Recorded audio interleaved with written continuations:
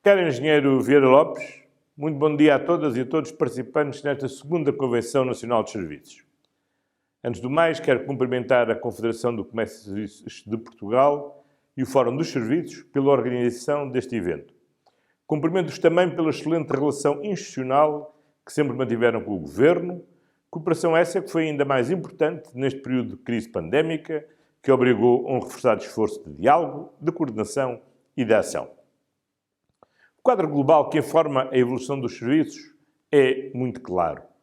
A terceirização da economia global tem vindo a conferir um destaque crescente a este setor e os progressos assinaláveis das tecnologias de informação e comunicação têm, por outro lado, feito com que muitos dos serviços se tenham tornado transacionáveis e com potencial de internacionalização. Finalmente, os consumidores cada vez mais exigentes procuram serviços que se distinguam pela qualidade e pelo respeito por padrões sociais e ambientais. Neste contexto, Portugal soube afirmar-se e alcançar resultados notáveis. O nosso setor dos serviços faz cada vez mais e faz cada vez melhor. O volume de negócios dos serviços e o seu valor acrescentado cresceram ininterruptamente entre 2016 e 2019, dando um contributo decisivo para o regresso ao caminho de convergência com a União Europeia que o país foi capaz de reencontrar. O setor tem sido determinante para a saúde das nossas contas externas e foi o grande motor da criação de emprego nos últimos anos, sendo responsável em 2019 por mais de 2.700.000 postos de trabalho. Vivemos, neste último ano, tempos de exceção. A pandemia veio colocar à prova a resiliência da economia mundial e o seu impacto abalou de forma profunda muitos setores de atividade, incluindo os que prosperavam como os serviços. Esta não foi só uma dramática crise de saúde, esta foi também uma dura, e está a ser, uma dura crise económica e social. A fileira dos serviços, nomeadamente a restauração, o turismo e a cultura, mas também muitos segmentos do comércio a retalho, foi das mais afetadas pelas medidas que tivemos de tomar para conter o vírus. Em 2020, a queda registada no valor acrescentado bruto dos serviços não tem precedentes nos últimos 25 anos. Por essa razão, este foi um dos setores que concentrou mais medidas de apoio desenhadas pelo Governo. Estes apoios resultam da plena confiança que depositamos nas suas potencialidades e na sua capacidade de recuperar e de se reerguer mais forte.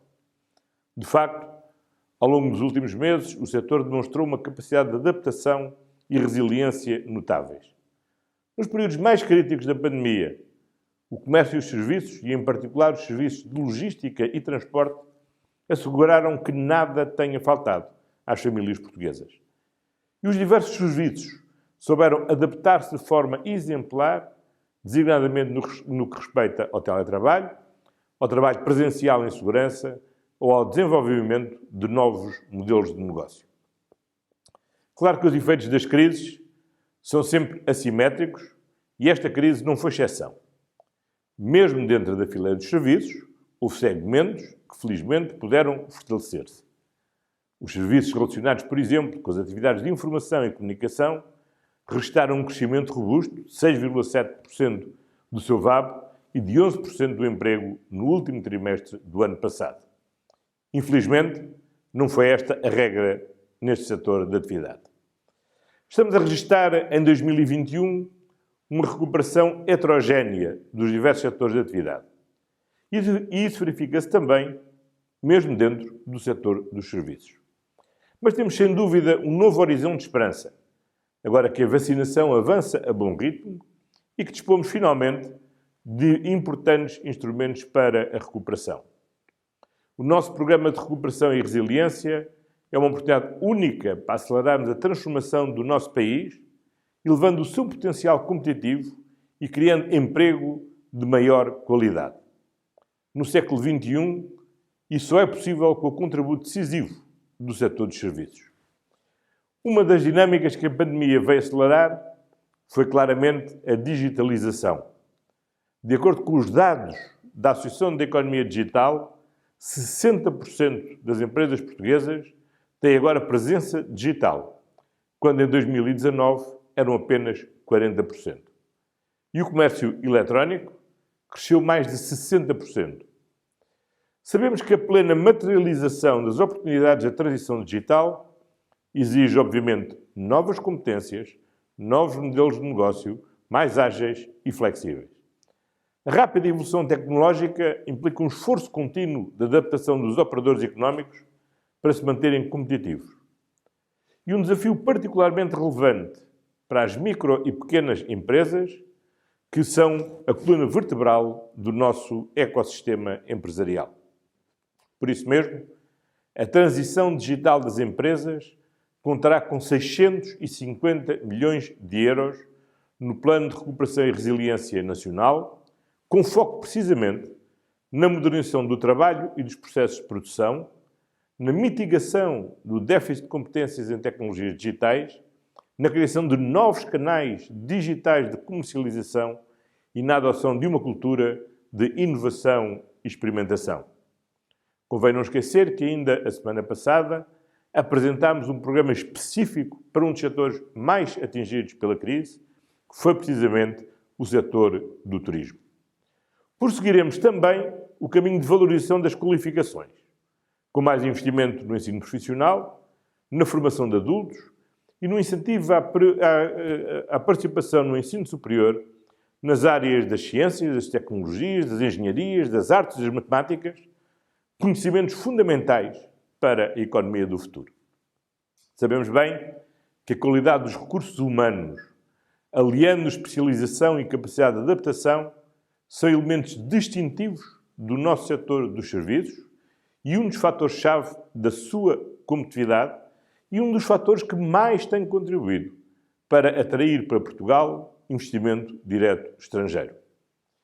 Naturalmente, prosseguiremos também com a transição digital no próprio Estado, tornando mais ágil e eficaz, mais amigo do cidadão e das empresas. Esta transição será concretizada em parceria precisamente com as nossas empresas de serviço, empresas de excelência à escala global. Investir na transição digital no Estado é investir também na atividade das empresas portuguesas que prestam serviços ao Estado. Também a transição para uma economia descarbonizada, que devemos promover e liderar, é ela própria indutora do crescimento económico e promotora da criação de novos empregos verdes na área dos serviços, em domínios como a investigação e desenvolvimento, o ecodesign, a reparação e a reciclagem, para citar apenas alguns exemplos. Globalmente, o desafio que enfrentamos é assim o da recuperação e da convergência. E estou certo que retomaremos esse caminho de convergência que vínhamos registrando desde 2017. A recuperação terá um impacto positivo no setor dos serviços, que nas diferentes regiões dinamizam os territórios e lhes dão vida, na medida do que o setor dos serviços beneficia sempre da dinâmica dos outros setores e da procura por ela induzida. Permitam-me agora concluir. Há um claro futuro para o setor dos serviços. Setor que assume um papel central na economia nacional, com uma enorme versatilidade e potencial de crescimento.